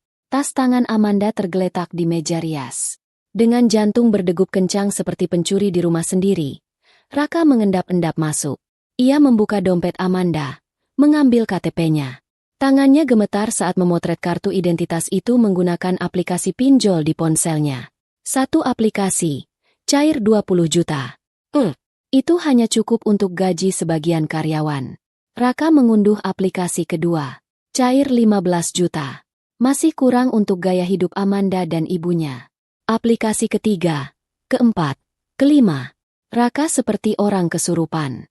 Ia mengajukan pinjaman ke belasan aplikasi pinjol, baik yang legal maupun yang ilegal, rentenir online. Syaratnya mudah, hanya butuh foto KTP dan verifikasi wajah. Saat aplikasi meminta verifikasi wajah, Raka mengarahkan kamera ponselnya ke wajah Amanda yang sedang tertidur pulas. Ia memposisikan sudut kamera sedemikian rupa agar sistem mendeteksinya sebagai verifikasi aktif. Dengan teknologi yang ada, beberapa aplikasi ilegal meloloskan verifikasi itu dengan mudah. Dalam waktu 2 jam, uang tunai total hampir 500 juta rupiah masuk rekening penampungan yang dibuat Raka atas nama Amanda, yang aksesnya dikuasai Raka. Raka menghela napas lega, seolah baru saja selamat dari hukuman mati. Ia merasa jenius. Masalah selesai, pikirnya. Malam itu, Raka mengajak Amanda makan malam romantis di restoran stea termahal di Jakarta Selatan. Tumben kamu ajak makan enak lagi, Mas? Katanya kemarin lagi pusing. Tanya Amanda sambil memotong daging wagyunya. Raka tersenyum lebar, menyesap red wine-nya. Sudah beres, sayang. Proyek besar baru saja gol. Biasalah, bisnis itu ada naik turunnya. Tapi suami kamu ini kan pintar cari solusi. Kamu tenang aja. Oh ya, ini aku transfer 50 juta buat belanja bulanan kamu. Beli baju yang bagus ya buat acara keluarga besok. Mata Amanda berbinar-binar. Ia langsung mencium pipi Raka. Makasih Mas. Kamu emang suami idaman. Nggak kayak suami teman-temanku yang pelit. Aku makin sayang deh. Raka tertawa, menikmati sanjungan itu. Ia merasa kembali menjadi raja. Ia membayar tagihan makan malam jutaan rupiah itu dengan uang hasil pinjaman yang menggunakan identitas istrinya sendiri. Ia menutupi satu lubang dengan menggali jurang yang di dalamnya terdapat paku-paku berkarat. Raka lupa, atau sengaja melupakan, bahwa bunga pinjaman online, terutama yang ilegal, berbunga setiap hari dengan angka yang mencekik leher. Ia berpikir ia bisa memutarkan uang 500 juta itu di bisnisnya untuk menghasilkan keuntungan. Namun, realita tidak seindah ilusi Raka. Uang 500 juta itu, alih-alih digunakan untuk membenahi sistem perusahaan atau membayar utang pokok vendor, malah bocor kemana-mana. 100 juta untuk gaya hidup Amanda dan ibunya. 50 juta untuk DP mobil baru, karena gengsi mobil lamanya ditarik. 100 juta untuk membayar bunga utang lama yang lain. Sisanya habis untuk biaya operasional kantor yang tidak efisien karena tidak ada manajemen yang baik. Sebulan kemudian, bom waktu itu mulai berdetik lebih kencang. Ponsel Amanda mulai sering berdering dari nomor tidak dikenal. Awalnya Amanda mengabaikannya, mengira itu penawaran kartu kredit. Namun suatu pagi, saat Amanda sedang ngopi cantik di teras, sebuah pesan WhatsApp masuk ke nomornya. Pesan itu berisi foto dirinya yang diedit dengan tulisan kasar, "Buronan maling uang perusahaan. Bayar utangmu atau kami sebar ke seluruh kontak." Amanda menjerit histeris, menjatuhkan cangkir kopinya hingga pecah berkeping-keping. "Apa-apaan ini? Mas Raka?" Raka yang sedang bersiap ke kantor berlari keluar. Wajahnya pucat pasi saat melihat layar ponsel Amanda. Ia tahu saat ini akan tiba, tapi ia tidak menyangka akan secepat ini. Penagih utang pinjol ilegal tidak mengenal ampun. Mereka mulai meneror. Ini pasti penipuan. Sayang, jangan digubris. Blokir saja. Raka berbohong, suaranya gemetar. Tapi mereka tahu nik KTP-ku. Mas, mereka tahu alamat rumah kita. Mereka bilang aku utang puluhan juta di satu aplikasi. Aku nggak pernah pinjam uang. Apa jangan-jangan? Amanda menatap Raka dengan tatapan curiga yang tajam. Insting wanitanya bekerja. "Mas, kamu nggak pakai dataku kan?" tanya Amanda menyelidik. "Enggak. Gila kamu. Masa suami sendiri dituduh?" Raka membentak untuk menutupi kebohongannya. Strategi klasik orang bersalah. "Udah, aku mau berangkat kerja. Jangan paranoid." Raka buru-buru pergi, meninggalkan Amanda yang ketakutan. Di dalam mobil, Raka mematikan ponselnya karena puluhan debt collector, DC, juga mulai menerornya. Ia menyetir dengan keringat dingin membasahi punggung. Ia tidak menuju kantor. Ia tidak berani ke kantor karena di sana pasti sudah ada penagih utang vendor yang menunggu. Ia juga tidak berani pulang. Raka mengarahkan mobilnya ke sebuah taman kota yang sepi. Ia duduk di bangku taman, menatap langit yang mendung. Ia sendirian. Uang habis. Utang menumpuk. Istri dan ibunya menuntut kemewahan. Dan sekarang, preman-preman sewaan aplikasi ilegal sedang memburu mereka. Di saat itulah, bayangan Maya kembali hadir. Dulu, jika ada masalah keuangan sekecil apapun, Maya akan duduk bersamanya, membuka laptop, dan berkata dengan tenang, "Ayo kita hitung, Mas. Kita potong pengeluaran di sini. Kita alihkan dana ke sana. Kita pasti bisa lewati ini." Sekarang, tidak ada yang berkata, "Kita pasti bisa." Yang ada hanya Raka dan kesombongannya yang telah menjadi racun. Raka merogoh sakunya, mengeluarkan dompet. Ia melihat kartu nama perusahaan yang bertuliskan, "Raka, CEO." Gelar itu kini terasa seperti lelucon. Ia bukan CEO. Ia hanyalah seorang penipu yang menipu keluarganya sendiri demi mempertahankan topeng emas di wajahnya. Dan topeng itu kini mulai retak. Siap pecah dan melukai wajah aslinya yang penuh ketakutan. 6 bulan terasa seperti sekejap mata bagi mereka yang bahagia. Namun bagi Raka, 6 bulan terakhir adalah siksaan lambat yang mencekik. Kebohongan yang ia bangun dengan susah payah akhirnya mencapai titik jenuhnya. Fondasi rapuh dari tumpukan utang itu tidak lagi sanggup menahan beban gaya hidup palsu yang ia paksakan. Siang itu, matahari bersinar terik di kawasan elit Jakarta Selatan. Amanda sedang berada di puncak dunianya. Atau setidaknya, dunia semu yang ia yakini nyata. Ia menghadiri acara arisan sosialita di sebuah restoran Prancis ternama. Dikelilingi oleh wanita-wanita berbalut pakaian desainer, Amanda merasa harus tampil paling menonjol. Ia mengenakan gaun sutra merah marun dan menenteng tas Hermes edisi terbatas, yang dibeli Raka bulan lalu menggunakan uang pinjaman aplikasi online kelima. Jeng Amanda, suamimu itu loh, makin sukses aja ya. Kemarin aku lihat postinganmu liburan di Bali, private villa ya? Puji seorang temannya dengan nada iri yang terselubung.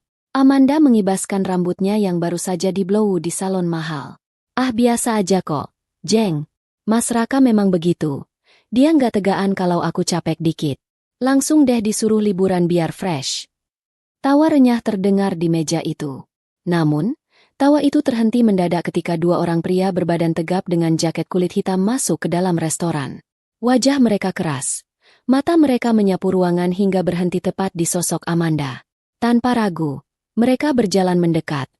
Langkah kaki mereka berat dan mengintimidasi. Permisi, dengan Ibu Amanda? Tanya salah satu pria itu dengan suara bariton yang tidak ramah. Amanda mengerutkan kening, merasa terganggu. Iya, saya Amanda. Kalian siapa ya? Sopir baru. Kami dari pihak leasing mobil, Bu. Jawab pria itu tegas, cukup keras hingga terdengar oleh meja-meja di sebelahnya. Kami mendapat surat perintah penarikan unit kendaraan BMW X5 dengan plat nomor B1RKA yang Ibu bawa. Cicilan mobil tersebut sudah menunggak 4 bulan dan tidak ada itikat baik dari pemilik atas nama Bapak Raka untuk melunasi. Wajah Amanda pucat pasi seketika. Gelas champagne di tangannya bergetar hebat. Apa? Kalian pasti salah orang. Suami saya pengusaha sukses. Mana mungkin nunggak cicilan? Jangan sembarangan ya. Datanya valid, Bu. Kami sudah kirim surat peringatan ke rumah dan kantor berkali-kali tapi diabaikan. Kuncinya mana? Pria itu mengulurkan tangan, tidak sabar. Suasana restoran hening mencekam. Semua mata tertuju pada Amanda. Bisik-bisik mulai terdengar. Katanya kaya raya, kok mobil ditarik? Duh, malu banget tuh. Saya nggak mau. Ini mobil saya. Amanda histeris. Mencoba mempertahankan gengsinya yang sudah runtuh. Tolong kooperatif, Bu. Atau kami panggil polisi atas tuduhan penggelapan aset jaminan fidusia. Kata polisi, membuat nyali Amanda ciut. Dengan tangan gemetar dan air mata yang mulai menetes karena malu yang tak tertahankan, ia merogoh tas mahalnya dan melempar kunci mobil itu ke atas meja. Ambil! Dasar orang miskin, teriak Amanda, mencoba terlihat marah padahal hatinya hancur lebur. Kedua pria itu pergi tanpa peduli pada makian Amanda. Amanda ditinggalkan di sana, di tengah tatapan mencemooh teman-teman sosialitanya. Ia tidak punya kendaraan untuk pulang. Ia harus memesan taksi online, sebuah kehinaan bagi Ratu, sepertinya. Namun, mimpi buruk Amanda baru saja dimulai. Sesampainya di rumah Pondok Indah, ia disambut oleh pemandangan yang lebih mengerikan. Pagar rumah mewah itu ditempeli stiker-stiker besar berwarna merah menyala bertuliskan, "Rumah ini dalam pengawasan Ban." Di teras rumah, ibu mertuanya sedang duduk di lantai sambil menangis meraung-raung. Di sekelilingnya, barang-barang elektronik seperti TV layar datar 60 inci, home theater, hingga lukisan-lukisan mahal sedang diangkut keluar oleh sekelompok orang berwajah garang. Ini ada apa? Kenapa barang-barangku diambil? Jerit Amanda, berlari menghampiri ibunya Raka. Seorang pria berkemeja batik, pemimpin kelompok penagih itu, menghalangi Amanda. Ibu istri Pak Raka? Suami ibu punya utang pribadi ke bos kami sebesar 800 juta rupiah. Tempo pembayaran sudah lewat 2 bulan. Sesuai perjanjian di bawah tangan yang ditandatangani suami ibu, aset bergerak di rumah ini jadi jaminan. 800 juta. Amanda membelalak. Kakinya lemas. Ia ambruk ke lantai marmer teras. Ibu Raka yang melihat Amanda datang, tiba-tiba bangkit berdiri. Wajah tuanya yang basah oleh air mata kini merah padam karena amarah. Ia menunjuk wajah Amanda dengan telunjuk yang gemetar. Ini semua gara-gara kamu, jerit Ibu Raka. Amanda ternganga. Kok aku, Bu? Iya, kamu. Kamu pembawa sial. Ibu Raka menjambak rambutnya sendiri frustrasi. Semenjak Raka nikah sama kamu, hidupnya hancur. Dulu waktu sama Maya, rumah ini tenang, rezeki lancar. Nggak pernah ada preman datang nagih utang. Kamu bisanya cuma habisin uang anakku buat beli tas, beli baju, jalan-jalan. Kamu lintah darat. Bu, jaga mulut ibu ya. Amanda yang sedang stres berat tidak terima disalahkan. Ia bangkit melawan. Ibu lupa siapa yang tiap bulan minta jatah arisan berlian? Siapa yang minta dibeliin kursi pijat 50 juta? Ibu juga nikmatin uang Raka. Jangan cuci tangan. Kurang ajar kamu. Dasar menantu durhaka. Harusnya Raka nggak pernah cerain Maya. Maya itu istri soleha, pembawa rezeki. Kamu itu cuma parasit cantik. Pertengkaran hebat pecah di halaman rumah itu, menjadi tontonan gratis bagi tetangga komplek yang selama ini muak dengan kesombongan keluarga itu. Caci maki, saling menyalahkan, dan air mata buaya tumpah ruah. Tidak ada lagi keanggunan, tidak ada lagi martabat. Yang tersisa hanya dua wanita serakah yang saling mencakar di atas reruntuhan istana pasir mereka. Sementara itu, di kantor PT Raka Abadi Sentosa, suasananya tak kalah menyedihkan. Listrik sudah diputus total oleh PLN. Ruangan itu gelap dan panas, hanya diterangi cahaya sore yang masuk dari jendela. Meja-meja staf kosong melompong. Karyawan sudah berhenti massal seminggu lalu setelah gaji mereka tak kunjung cair, dan mereka membawa serta laptop kantor sebagai jaminan gaji. Raka duduk sendirian di lantai ruangannya yang berantakan. Ia tidak berani pulang. Ia tahu apa yang terjadi di rumah. Ponselnya ia matikan karena sudah tidak sanggup mendengar dering telepon dari ratusan nomor penagih. Kemeja Raka kusut, rambutnya acak-acakan, dan bau alkohol menguar dari napasnya. Di tangannya ada sebotol whisky murah yang tinggal separuh. Habis, semuanya habis. Racau Raka pelan. Matanya yang sembab menatap laci meja kerjanya yang terbuka setengah. Di sana, terselip di bagian paling belakang, sebuah bingkai foto kayu sederhana yang sudah berdebu. Tangan Raka gemetar meraih foto itu. Itu adalah foto 7 tahun lalu. Foto dirinya dan Maya di sebuah ruko kecil berukuran 3x3 meter. Kantor pertama mereka. Di foto itu, Raka memakai kaos oblong yang basah keringat, sedang mengangkat kardus barang. Di sebelahnya, Maya tersenyum lebar sambil memegang kalkulator dan buku catatan. Wajah Maya di foto itu polos, tanpa make up.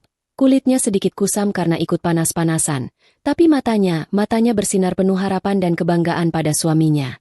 Raka mengusap wajah Maya di foto itu dengan ibu jarinya. "Mei," bisiknya parau. "Dulu kita makan nasi bungkus berdua aja rasanya cukup. Dulu capek, tapi tidur nyenyak. Sekarang." Air mata Raka jatuh menetes ke kaca bingkai foto.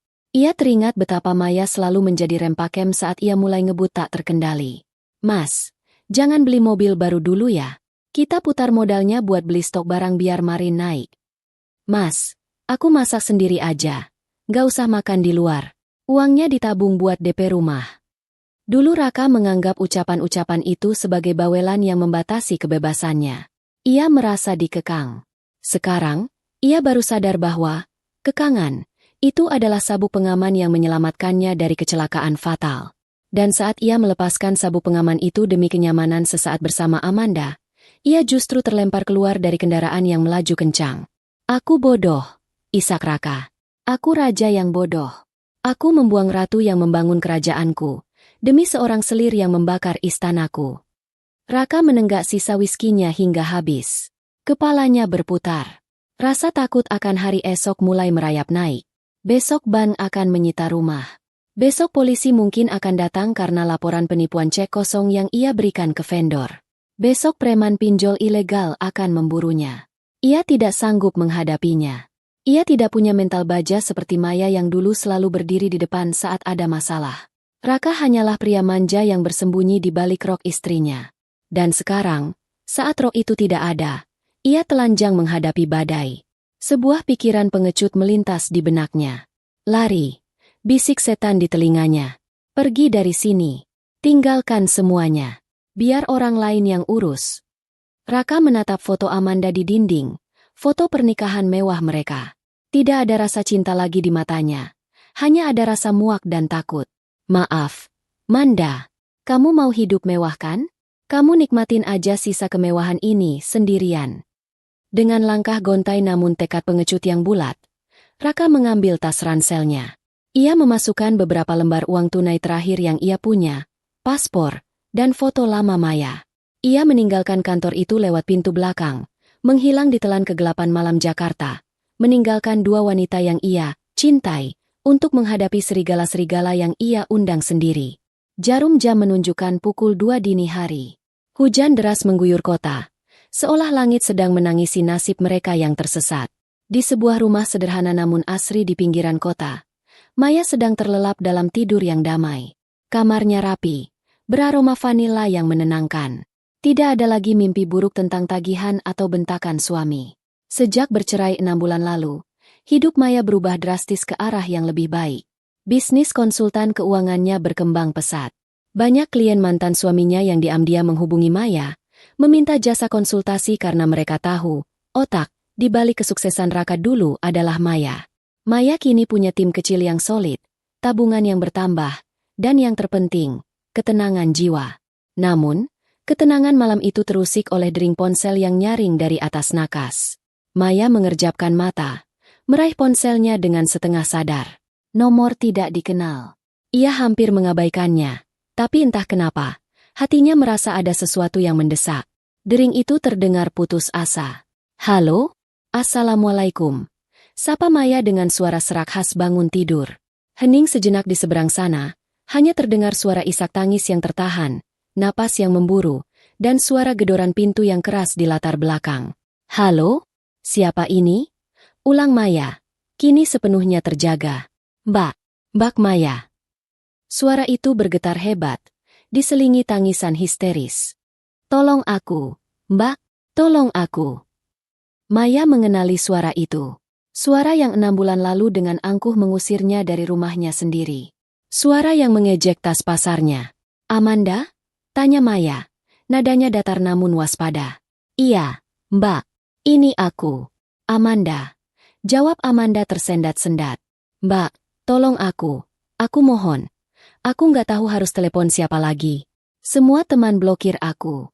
Ibu pingsan serangan jantung. Sekarang masih di IGD tapi aku nggak punya uang buat nebus obat." Maya duduk tegak di tempat tidurnya. Naluri kemanusiaannya tersentuh mendengar kabar tentang mantan ibu mertuanya, meski wanita itu pernah menyakitinya. "Tenang dulu, Amanda. Tarik napas. Apa yang terjadi? Di mana Raka?" Tangisan Amanda semakin pecah, terdengar memilukan. Raka kabur. "Mbak, bajingan itu kabur." "Kabur bagaimana maksudmu?" "Dia pergi. Tadi malam dia nggak pulang. Ponselnya mati. Terus tadi sore, ada orang datang ke rumah sakit." Amanda terisak, sulit bicara. "Mereka debt collector pinjaman online ilegal, Mbak. Mereka bilang Raka punya utang 500 juta pakai namaku. Pakai KTP-ku." Maya terkesiap. Ia tahu Raka ceroboh. Tapi ia tidak menyangka Raka senekat dan sejahat itu. Menggunakan identitas istri sendiri untuk utang rentenir adalah tindakan kriminal. "Mbak, mereka ngancam mau jual aku kalau utangnya nggak dibayar besok." Amanda berteriak histeris, ketakutan setengah mati. "Mereka kirim foto-foto seram. Mereka tahu aku di rumah sakit. Aku takut. Mbak, aku takut mati." "Lalu kenapa kamu telepon aku?" tanya Maya dingin. Fakta bahwa Amanda menghubunginya di saat seperti ini terasa ironis. "Raka ninggalin surat, Mbak," jawab Amanda. "Di laci lemari. Dia ninggalin surat buat aku. Isinya dia bilang dia nggak sanggup bayar. Dia bilang dia minta maaf. Dan dia tulis di situ, kalau kamu terdesak, hubungi Maya." Cuma Maya yang punya uang dan hati yang cukup bodoh untuk nyelamatin kita. "Dia pasti bantu kalau kamu nangis-nangis." Darah Maya mendidih. Bukan karena marah pada Amanda, tapi karena jijik pada Raka. Pria itu benar-benar pengecut sejati. Bahkan di saat terakhir, saat ia lari dari tanggung jawab, ia masih mencoba memanfaatkannya. Raka menjadikan Maya sebagai sekoci penyelamat, terakhir tanpa rasa malu sedikit pun. Ia melempar istri barunya ke kandang singa, lalu memberi petunjuk arah ke rumah mantan istrinya agar dimangsa juga. "Bajingan," desis Maya pelan. "Mbak Maya, tolong." Amanda memohon, suaranya makin lemah.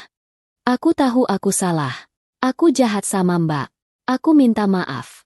Mbak, Aku cium kaki Mbak kalau perlu. Tapi tolong pinjami aku uang buat bayar preman ini. Atau setidaknya buat bayar rumah sakit ibu.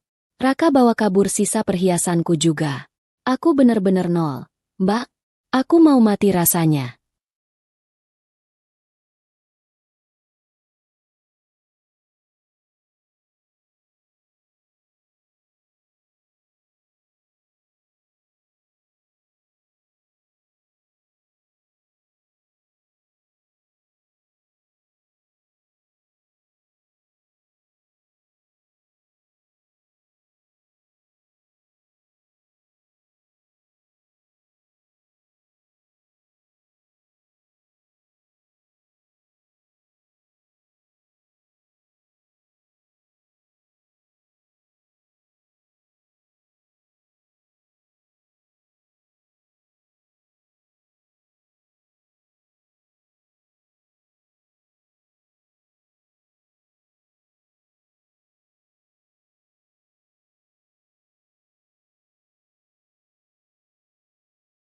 Maya terdiam.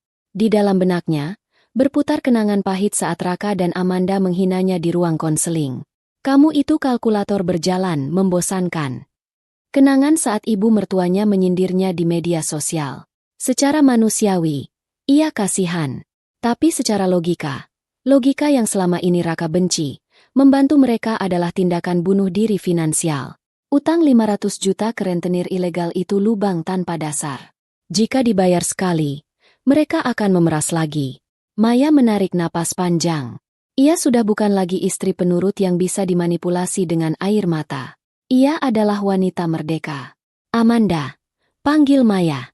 Suaranya tenang, berwibawa, seperti seorang ratu yang sedang menjatuhkan titah. Iya, Mbak? Mbak mau bantu kan? Mbak mau transfer? Tanya Amanda penuh harap. Dengarkan aku baik-baik, kata Maya tegas. Dulu Raka bilang aku ini cuma kalkulator berjalan, kan? Nah, sekarang kalkulatorku sudah menghitung. Maya memberi jeda sejenak, membiarkan kalimatnya meresap. Masalah kalian ini bukan beban operasional yang harus aku tanggung. Dalam neraca kehidupanku, kalian sudah masuk dalam kategori aset beracun yang sudah kuhapus bukukan, Uritov. Membantu kalian menebus utang judi kehidupan Raka itu bukan sedekah, Amanda. Itu adalah investasi bodoh. Dan aku tidak pernah melakukan investasi bodoh. Mbak, tega banget. Bisik Amanda, tak percaya harapannya dipatahkan begitu saja. Bukan tega, tapi realistis. Raka menjebakku untuk jadi pahlawan kesiangan supaya dia bisa lari dengan tenang. Aku tidak akan membiarkan dia menang 2 kali, lanjut Maya. Saran saya sebagai sesama wanita, lapor polisi sekarang juga atas tindakan penyalahgunaan identitas dan KDRT psikis. Minta perlindungan hukum. Jangan bayar rentenir itu sepeser pun, karena itu ilegal. Tapi aku takut. Ketakutan adalah harga yang harus kamu bayar untuk ambisimu. Amanda, kamu ingin jadi ratu di istana Raka, kan? Sekarang istananya runtuh. Seorang ratu harusnya bertahan di runtuhan itu, bukan lari minta tolong ke pengasingan mantan ratu yang sudah dibuangnya. Mbak Maya. Maaf, Amanda. Saya harus istirahat. Besok saya ada meeting dengan investor untuk ekspansi bisnis saya. Selamat malam. Maya mematikan sambungan telepon itu. Tangannya sedikit gemetar, tapi hatinya lega luar biasa. Ia tidak merasa bersalah. Ia merasa adil. Detik berikutnya, Maya melakukan tindakan terakhir untuk melindungi dirinya. Ia memblokir nomor Amanda. Ia juga menghubungi pengacara pribadinya, mengirim pesan singkat meski dini hari. Pak, tolong siapkan proteksi hukum. Mantan suami saya terjerat pinjol ilegal dan mungkin menyangkut pautkan nama saya. Pastikan mereka tidak bisa menyentuh aset saya. Maya meletakkan ponselnya kembali ke nakas. Di luar, hujan masih turun deras, tapi di dalam kamar itu, Maya merasa hangat. Ia menarik selimutnya kembali. Selamat menikmati karma, Raka, Amanda. Bisiknya sebelum memejamkan mata. Tuhan itu maha adil, dan kalkulatornya tidak pernah salah hitung. Jauh di sana, di lorong rumah sakit yang dingin, Amanda menjatuhkan ponselnya ke lantai. Ia meraung, menangis sendirian di antara tatapan iba dan jijik perawat yang lewat. Di sampingnya, pintu ruang IGD tertutup rapat, menyembunyikan ibu mertua yang kritis karena ulah anak kesayangannya sendiri.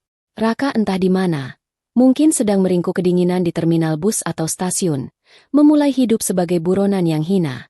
Malam itu menjadi saksi bisu, bahwa roda kehidupan telah berputar sempurna.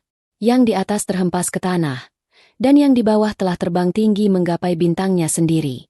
Pagi itu, langit Jakarta tampak cerah, kontras dengan badai yang baru saja menghancurkan kehidupan Raka dan keluarganya semalam. Maya duduk di ruang konferensi kantor pengacaranya, Pak Johan, sambil menyesap teh hangat. Wajahnya tenang, tidak ada jejak kurang tidur meski semalam ia menerima telepon yang mengguncang jiwa. Jadi, bagaimana posisinya, Pak? Tanya Maya sambil meletakkan cangkir tehnya. Pak Johan membuka berkas tebal di hadapannya. Ibu Maya, langkah ibu menghubungi saya semalam sangat tepat. Pagi ini, kami sudah memverifikasi bahwa ada 7 aplikasi pinjaman ilegal yang mencoba mengakses data kontak darurat Raka, dan beberapa di antaranya mencoba mengaitkan nama ibu karena pernah ada riwayat satu alamat. Maya mengangguk pelan. Lalu, kami sudah bergerak cepat. Kami mengirimkan somasi dan pemberitahuan hukum kepada semua pihak terkait bahwa ibu sudah resmi bercerai 6 bulan lalu dan tidak memiliki hubungan finansial apapun dengan saudara Raka maupun istrinya, Amanda. Harta Gonogini sudah putus. Jadi, secara hukum, aset ibu aman. Mereka tidak bisa menyentuh sepeser pun uang ibu untuk melunasi utang Raka. Jelas Pak Johan tegas. Maya menghela napas lega. Benteng pertahanannya kokoh. Terima kasih, Pak. Saya hanya tidak ingin kerja keras saya dan tim saya terganggu oleh masalah yang bukan perbuatan kami. Tentu, Bu. Itu hak ibu. Oh ya, ada satu kabar lagi dari rekan saya di kepolisian. Tambah Pak Johan dengan nada prihatin. Apa itu? Pagi ini, Amanda diamankan oleh pihak berwajib di rumah sakit. Ternyata mobil yang dia pakai itu mobil bodong yang surat-suratnya dipalsukan oleh Raka. Leasing melaporkan penggelapan. Dan karena Amanda yang memegang unitnya saat ditarik, dia yang kena getahnya. Ditambah lagi, para penagih utang membuat keributan di lobi rumah sakit hingga polisi turun tangan. Amanda sekarang histeris di kantor polisi, mengaku sebagai korban penipuan suaminya sendiri. Maya terdiam sejenak. Ia membayangkan Amanda, wanita yang dulu begitu angkuh memamerkan tas mewahnya, kini duduk di kantor polisi dengan baju kusut, diperiksa sebagai saksi sekaligus terduga pelaku penggelapan ringan. Dan Raka? Tanya Maya. Raka resmi masuk daftar pencarian orang, DPO, untuk kasus penipuan cek kosong ke vendor dan pemalsuan dokumen identitas istrinya. Dia menghilang tanpa jejak. Kemungkinan besar kabur keluar pulau dengan sisa uang tunai yang dia bawa. Dia buronan sekarang, Bu. Maya memandang keluar jendela gedung tinggi itu, menatap hiruk-pikuk kota di bawah sana. Ia teringat Raka yang dulu gagah, yang selalu ingin terlihat seperti raja. Kini, sang raja telah menjadi tikus got yang lari dari kejaran kucing. Kasihan, gumam Maya pelan, lebih kepada dirinya sendiri. Ibu mau membantu mereka? Kami bisa aturkan mediasi jika ibu berniat meringankan beban. Tawar Pak Johan hati-hati. Maya menoleh cepat. Tatapannya tajam namun bibirnya menyunggingkan senyum tipis yang dingin. Senyum seorang ratu yang tahu persis harga sebuah pengkhianatan. Tidak, Pak Johan, tolak Maya tegas. Seperti yang saya bilang semalam, ini bukan beban saya. Saya sudah memberikan tahun-tahun terbaik saya untuk melayani dan memperbaiki hidup Raka. Tapi dia membalasnya dengan penghinaan. Jika saya membantu mereka sekarang, saya tidak sedang berbuat baik. Saya sedang membiarkan diri saya diinjak lagi. Maya berdiri, merapikan blazernya yang elegan. Biarkan hukum berjalan. Biarkan mereka belajar bahwa setiap pilihan ada harganya. Saya punya perusahaan yang harus saya urus, dan karyawan yang menggantungkan hidup pada saya. Itu prioritas saya. Baik, Bu Maya. Keputusan yang sangat bijaksana. Puji Pak Johan. Maya berjalan keluar dari kantor pengacara itu dengan langkah mantap. Ia tidak menoleh ke belakang. Di tangannya ada ponsel yang terus bergetar menampilkan notifikasi dari nomor-nomor tak dikenal. Mungkin keluarga Amanda atau kerabat Raka yang mulai panik, tapi Maya tidak peduli.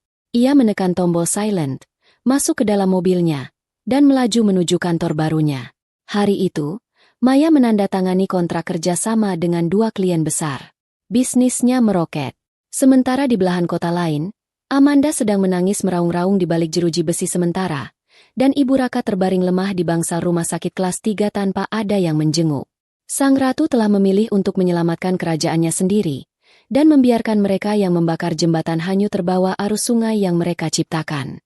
2 tahun kemudian, sebuah majalah bisnis terkemuka, Businesswoman Indonesia, memajang wajah seorang wanita di sampul depannya.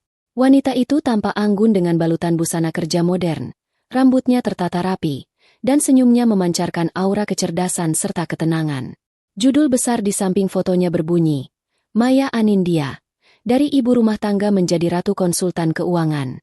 Di dalam artikel tersebut, Maya diceritakan sebagai sosok inspiratif yang berhasil membangun firma konsultan keuangan dari nol pasca perceraiannya.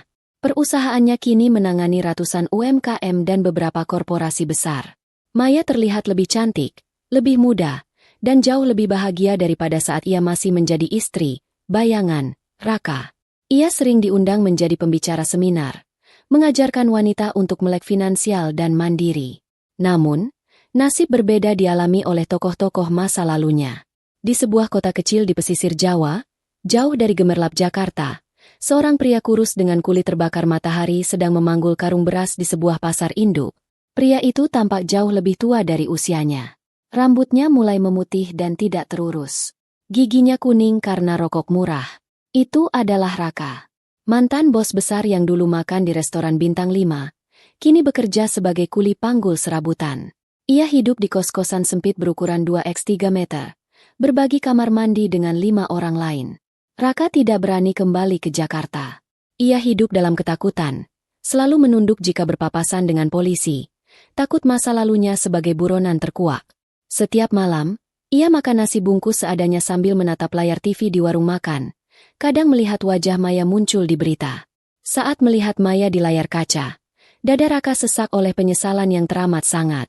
Ia membuang berlian demi memungut batu kali. Ia membuang wanita yang tulus demi wanita yang hanya mencintai uangnya. Kini, ia sadar bahwa mahkota yang dulu ia banggakan hanyalah ilusi. Tanpa Maya, ia hanyalah pria biasa yang tak berdaya. Sementara itu, Amanda kembali ke rumah orang tuanya di pinggiran kota dengan membawa aib. Ia diceraikan secara gaib oleh Raka yang kabur. Semua barang mewahnya sudah disita. Tas-tas brandednya dijual murah untuk menutup sebagian utang yang diatasnamakan dirinya. Meski masih menyisakan cicilan yang harus ia bayar dengan bekerja sebagai tenaga admin di sebuah toko kelontong, pekerjaan yang dulu sangat ia hina. Amanda tidak lagi modis. Wajahnya terlihat lelah dan kusam. Teman-teman sosialitanya sudah lama memblokirnya. Setiap kali ia melihat postingan kesuksesan Maya di media sosial, lewat akun palsu karena akun aslinya diblokir, Amanda hanya bisa menggigit bibir menahan cemburu dan malu. Ia sadar, ia hanyalah perhiasan palsu yang luntur saat terkena air hujan. Sementara Maya adalah emas murni yang makin digosok makin berkilau. Dan ibu mertua? Wanita tua itu kini menghabiskan hari-harinya di sebuah panti jompo sederhana. Rumah dan asetnya habis dijual untuk membayar utang Raka dan biaya pengobatan jantungnya. Ia kesepian. Tidak ada menantu yang datang membawakan buah atau memijat kakinya seperti yang dulu Maya lakukan. Anak kebanggaannya, Raka, tidak pernah berkabar. Menantu kesayangannya, Amanda, sibuk mengurus nasibnya sendiri dan menyalahkan ibu atas segalanya. Terkadang, saat duduk sendirian di taman panti, ibu menangis memanggil nama Maya. Tapi penyesalan selalu datang terlambat. Pintu maaf mungkin masih ada di hati Maya, tapi pintu kesempatan untuk kembali sudah tertutup rapat dan terkunci ganda.